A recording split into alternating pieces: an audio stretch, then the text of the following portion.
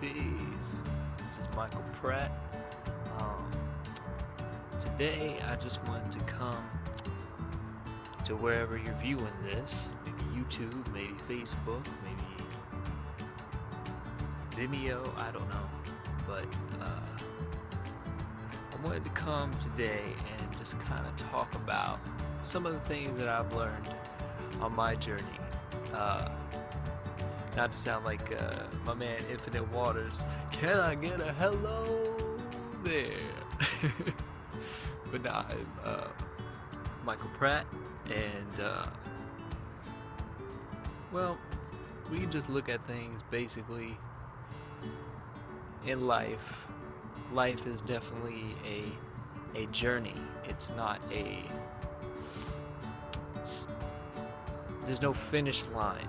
Whatever it comes to whatever practice, whether guitar, tai chi, singing, making an album, writing a book, you name it. There's no finish line. You just to infinity and beyond, kind of thing. And you really have to just realize that it's a journey. It's not necessarily a destination. And you'll meet many familiar faces along the journey that may remind you of certain aspects of yourself, may annoy you when they remind you of certain aspects of yourselves.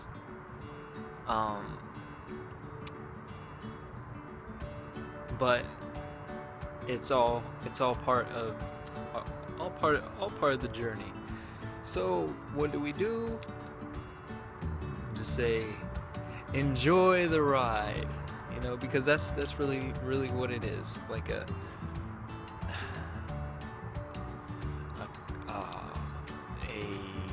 perfectly orchestrated but seemingly disorderly roller coaster ride, and so I wanted to talk about, at least in my journey, certain things I've been through, certain things I've experienced. My grandfather just passed last week, and that was pretty difficult for me. But I don't know, maybe he's over there or and giggling behind me or something. I don't know, But just when certain things happen to you.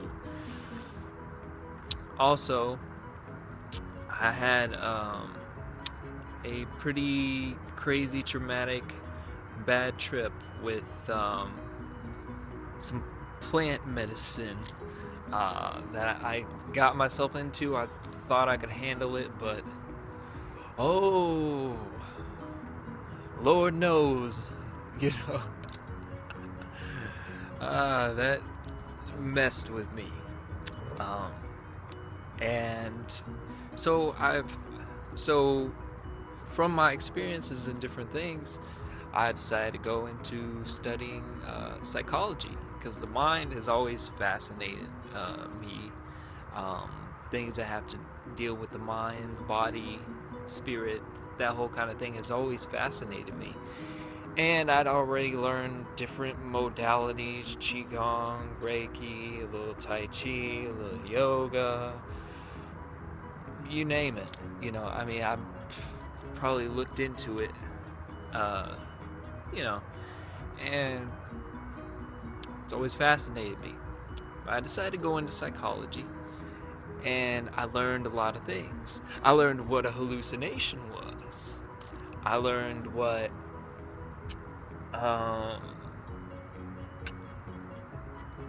the definitions of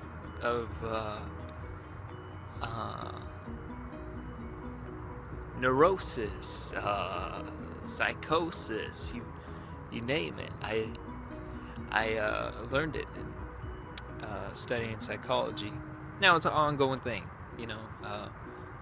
but I learned a lot, and all that information that I learned, I made sure that it penetrated a part in me that was going to know it just for the sense of wanting to know it, you know. So different things that I learned definitely helped me. So over past months and stuff, dealing with stuff, I went and I saw a therapist. Um, Now I've had a pretty blessed and beautiful life, but things still happen to me that I needed to face and work out and stuff. So I went to see this therapist. Second time that I've seen her. Beautiful lady. Comes, tells me to. First thing we learn, or at least that I do, is I just say what's on my chest. I just get it off my chest. I just say how I feel and what's going on, and validate that, right? So, which, study psychology, you say, is that the talking cure? That sounds like Sigmund Freud or something. But it really just helps just sitting in a room with somebody, feeling calm, feeling relaxed, feeling safe, and just being able to express how you feel. You know what I mean? There's nothing soft or gooey about that. It's just something that helps human beings. If dolphins could, express that somehow to each other, how they feel, I'm sure it would probably make them feel better. So just expressing myself, saying what happened, how did I feel, is it possible, am I a basket case, like, can I get back to where I was like, rolling in the leaves and blue bonnets and chasing butterflies? Is it possible? Can I get back there? So did that. Now I did an interesting thing. The last time that I saw this therapist, I did what was called EDMR therapy, which is interesting. It's like this machine, and you see these lights going back and forth.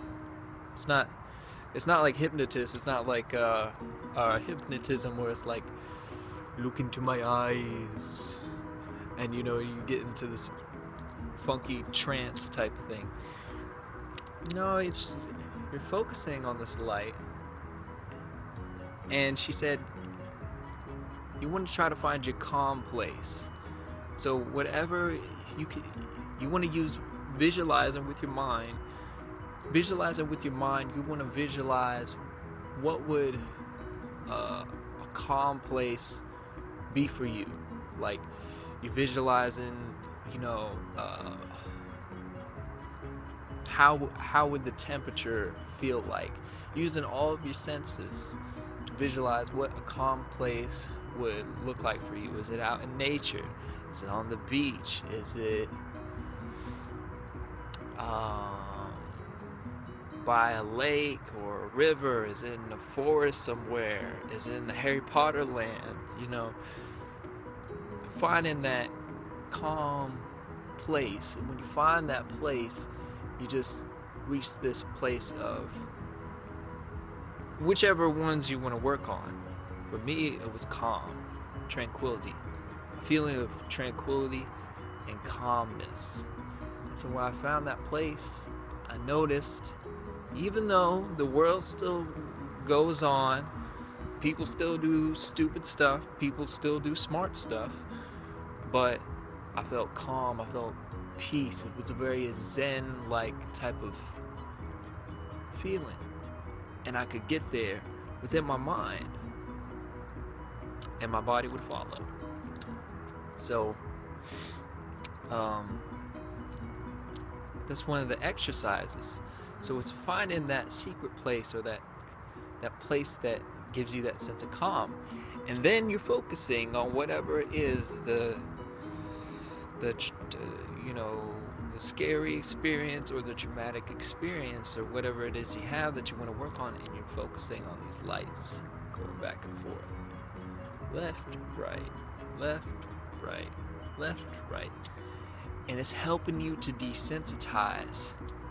So for like in my experience, I had a pretty crazy trip. It was in the dark. I just remember hearing moaning and screaming and puking and, well, not screaming, but moaning and puking and absolute utter confusion, and it just, yeah. It's just a sucky place, you know. And it's no disrespect to anybody. I mean, it was me that put myself there. I thought I could work with it. I thought I could handle it. I thought it was for me. I thought I could break on through to the other side, and not for me. So you're visualizing this calm place, this relaxed place, and you're using a lot of what they call mindfulness techniques, increasing self-awareness. And so when you do this, and it was just interesting. It was a interesting insight that I had. I was listening to, you know, all the things that she was saying, and this is just a tool that you can put in your toolbox that you can use. So whenever I feel, I don't know what to do, I'm feeling like, you know, do I have this? Do I need to do this? What do I need to do this? You have a lot of mental chatter. I could just get to that place of calm and stillness and be like, it's gonna be okay. Take a deep breath. Let it out. You know, whatever it is. Let's call it, if it's like stress with deadlines, keeping up with stuff in college, somebody's talking crap about you, whatever it is, you know, you're able to find that place of calm, stillness, and instead of reacting to it, wait a minute, what'd you say to me? You could just be like, responding to it. Oh, okay. Alright. Well, you're just dealing with your own stuff. I don't even know where are you even going with that? Like, where are you going with that? Are you going to Cambridge University? Going to Harvard? Where are you going with that? You see? So, it really just helps. If you can find that place, you find that calm place, using visualization. A lot of self-help books, metaphysics, talks about this, where you're just able to use your mind to take you into the place that you want to be. Whenever things are, you know, calm, you know, you don't want to be driving or you know, something, trying to visualize all this. When you're able to be at a place where you feel calm, you feel relaxed, and you're able to visualize and tune out what's going on around you and just get into that place of calm. And so I find that really helps me. So anytime that I'm triggered, you know,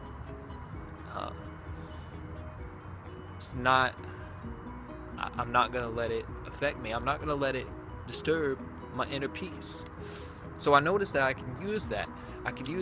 Whenever the news is coming up with some BS, fear propaganda, fear tactics, all they're talking about is fear, or they want to try to, I know it's not everybody, but you know, there's some people in the news trying to promote negativity that sells. So I know that whenever they're trying to convince me that my brother, who may have a different religion, who may be Muslim or whatever, that I know that he's not necessarily a terrorist, or my sister, or I know that that's not necessarily the case. That's called in psychology, they call it generalization. I'm not going to generalize people. It's just, it's stupid, you know? So, whatever it is. And I can take that, and whenever some stuff comes on, some type of thing that you know that it's only trying to install fear within you, then I could just say, take a step back, say, oh, okay, I don't hear anything but fear coming from there. Like, how does this uplift people? How does this take people to another level? How does this help people achieve self-realization, become the greatest version of themselves? How does that help promote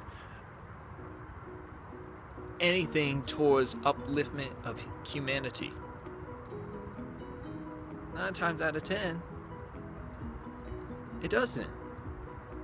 But, you know, I mean, there are good news out there. If you look, if you control what's coming into you as far as news goes, that whole kind of thing, you're able to see, oh, okay, some good stuff did happen today. Because I could control it. I could choose what I focus on. I could choose what I'm looking at. And if you go by a law of attraction, you know, like attracts like. So it's something that's just good to be aware of, and you'll know it. You know, there's a difference between trying to warn caring for a group of people or caring for people, and then trying to warn them, increase their awareness that something may be going on that they should be aware of. There's a difference with that and just spewing fear, trying to create fear, because when people are in fear, they're not able to think logically, rationally, intellectually, or are able to come to any form of reasoning, because they're stuck in fear. So rise above. Have to rise above fear and listen with the heart. Listen to what people are really talking about. When it comes to news, when it comes to media, you name it. So I found that those techniques really help me, and I hope they help with you. It's really interesting because the things that I'm learning, it reminds me of months ago, I saw a friend that taught, or gave me at least a little dose, a little taste of what is called the completion process. That is by a quite famous YouTuber that goes by the name of Teal Swan, and it was a similar process of finding that calm place, but also going into what they call the inner child and being able to kind of accept different aspects of yourself. And so it was interesting that I found that correlation between what I learned with the therapist and then what this lady learned from Teal Swan. So it's really interesting. I believe it all helps, and it's definitely helped me. So if you're able to find that, just find that place of stillness, of relaxation, and able to use the power of visualization, it will just help you in so many ways. Physiological benefits, mental benefits, health benefits. It's the whole package. So I hope you enjoyed that. I hope you learned that. or learn something new uh, today, and maybe that has helped inspire you. And if you do take the steps to healing whatever you've been through, or you just take those steps, work with it. It's not just take a pill and then it goes away. That could be temporarily, but when you really look at the root cause of things and daily begin some type of practice, you will get through whatever it is, that you're trying to get through. It takes time, just like a plant. It's a cycle. It needs time to be watered and to get sunlight and nutrition and all that good stuff, so it can turn into a beautiful plant. So it's same concept. You have to work with it. So I hope you enjoyed that. I'll keep the videos coming if I feel inspired and I feel in the mood. And wish y'all all a beautiful and awesome day. Peace, love, light, blessings, infinite potential, and stay happy. Peace.